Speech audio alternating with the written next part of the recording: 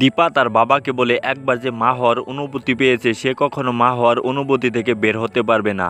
দীপার বাবা এটা শুনে অনেকটাই রেগে যায় এবং কি দীপাকে বলে তুই এই বাড়িতে কোন অধিকারে থাকবি, তুই তো এই বাড়ির কেউ না। কিন্তু দীপা সেনগুপ্ত বাড়ি থেকে যেতে চায় না, তখন দীপার বাবা রাগ করে সেখান থেকে চলে যায়। সূর্য তখন এটা দেখে অনেকটাই খুশি হয় এবং কি দীপাকে বলে ওই রাগী লোকটা চলে গেছে, এখন ভালো হয়েছে, এখন তুমি আমাকে আদর করবে, ঘুম পাড়িয়ে দিবে, গান শোনাবে। তখন লাবণ্য সেনগুপ্ত দীপাকে বলে তুমি ছাড়া সূর্যকে সামলানো অনেকটাই মুশকিল। দীপা তখন লাবণ্য সেনগুপ্তকে বলে আমি কোন অধিকারে এই বাড়িতে থাকবো, আপনারা তাড়াতাড়ি ওর স্ত্রী ইরাকে নিয়ে আসুন। তখন এটা শুনে সূর্য অনেকটাই ক্ষিপ্ত হয়ে যায় এবং কি দীপাকে বলে তুমি না থাকলে আমার ভালো লাগে না, তুমি এই বাড়িতেই থাকবে।